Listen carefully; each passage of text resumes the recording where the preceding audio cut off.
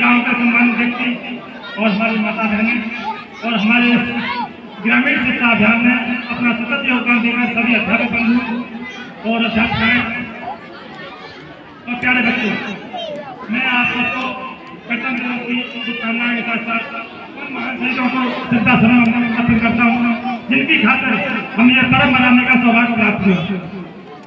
वर्तमान में चाहे कितना भी अंधेरा हो, आगे आपको ही सजा लाना है। यदि हमारे अंदर जुनून है तो कोई काम असंभव नहीं है।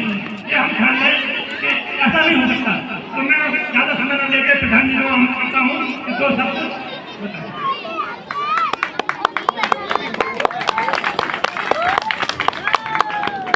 प्रधान जी के लिए एक बार जोरदार ताना इनके विकास के लिए बहुत बहुत धन्यवाद।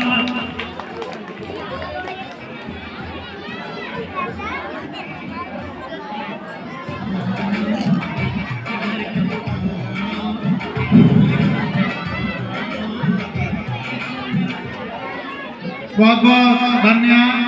देखिए कुशल संचालन कर रहे हमारे पदाधिकारी जी नरेंद्र जी और हमारे प्रबंधक महोदय। मैं सबसे पहले आप सभी लोगों के लिए गणतंत्र दिवस के पर्व की बहुत बहुत हार्दिक शुभकामनाएं देता हूँ। काफी समय हो गया आप लोग, एक बार मेरे साथ बोलेंगे भारत माता की, भारत माता की।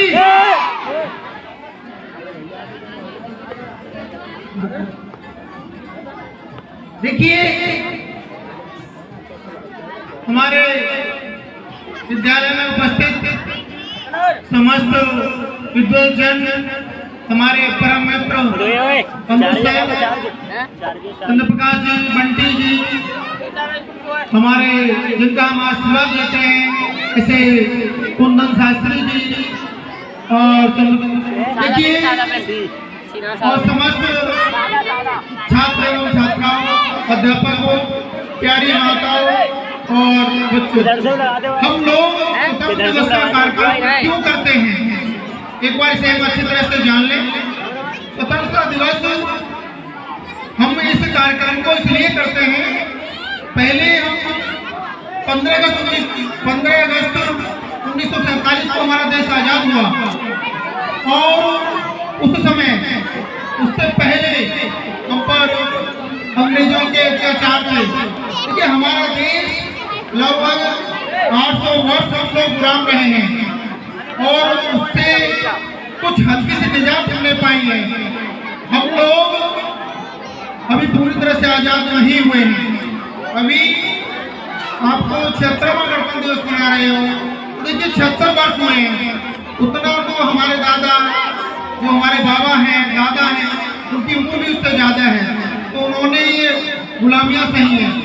हम अगर ऐसी बात करें तो हमारे पड़ोस का एक गांव है शेरपुर, वहां पर 1857 में उस समय जब क्रांति की मेरठ से एक चिंगारी चली थी तो हमारे जितने भी लोग थे उन्होंने अपनी कुर्बानियां दी।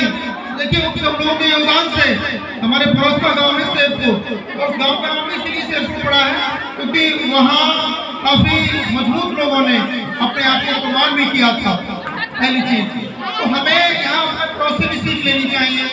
दूसरी बात, हम अगर बात करें अपने विद्यालय के प्रांगण तो हमारे विद्यालय में हमारे अध्यापक हमारे छात्रों को बहुत अच्छा ज्ञान देते हैं, लेकिन यहाँ जब तक हम अच्छी शिक्षा नहीं लेंगे, यहाँ एक हमारे बीच में छात्र रहे, जो अध्यापक रहे थे बंटी सर, जिन्होंने काफी मेहनत करके अपने आप को सिलेक्शन रेलवे में लिया और इसमें वो रेलवे मंत्रालय में अपनी ज्वाइनिंग है। दूसरी चीज हम बात करें अगर विद्यालय में ढंग से शिक्षा लेंगे तो कहीं ना कहीं हमको मजबूती मिलेगी, और यदि हम शिक्षा को ढंग से नहीं लेंगे तो हमें कहीं ना कहीं दिक्कत आएगी। आप सब लोग जानते हैं जिन परिवारों में शिक्षा का सम्मान होता है, यहाँ छात्र और छात्राएं अच्छी शिक्षा लेते हैं, कहीं ना कहीं उन परिवारों का विकास होता है। तो मैं सभी माताओं से और बहनों से और हमारे पिता जो लोग हैं उनसे आग्रह करूंगा कि वो लोग अपने बच्चों को अच्छी शिक्षा दिलाएं।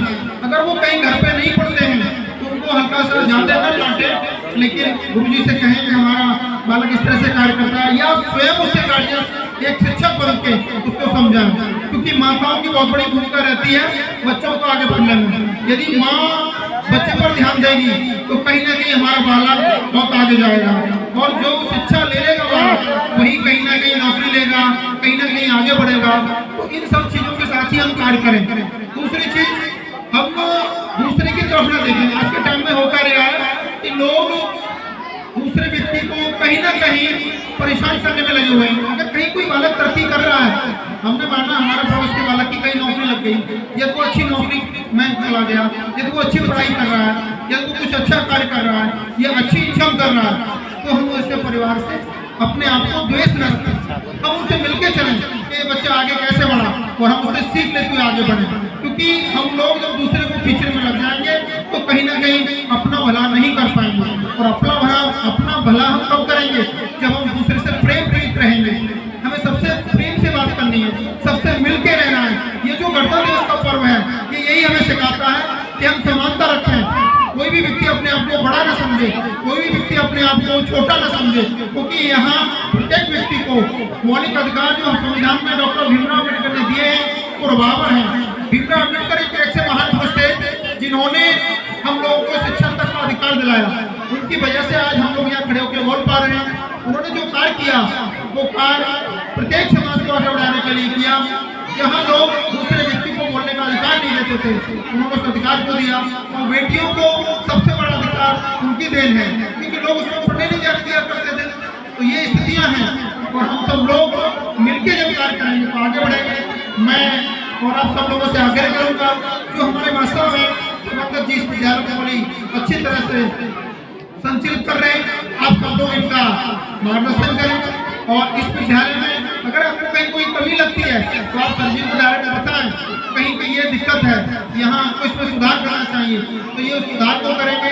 क्योंकि हमारे हमारे गांव के पड़ोस के गांव के बच्चे यहाँ पढ़ते हैं। जब ये विद्यालय में अच्छा सुधार होगा तो बच्चे आगे जाएंगे। तो जहाँ तक मास्टर अपने विचार से भी अच्छा कार्य करने का प्रयास करते हैं, तो मैं आप सब लोगों से यही आग्रह करूँगा कि आप सब लोग विद्यालय का सहयोग करें, और आने वाले टाइम में विद्यालय में अपने बच्चों को अच्छी शिक्षा दिलाने के लिए यहाँ भेजें, जिससे कि हमारा विद्यालय मजबूत बने और ये विद्यालय आगे बढ़े। और हमारे इसी विद्यालय से कहीं ना कहीं आने वाले टाइम में कुछ बच्चों का सिलेक्शन होगा, जो हम सब लोगों की गर्व की बात होगी। इसी बात के साथ मैं अपनी वाणी को विराम देता हूँ। बहुत बहुत धन्यवाद।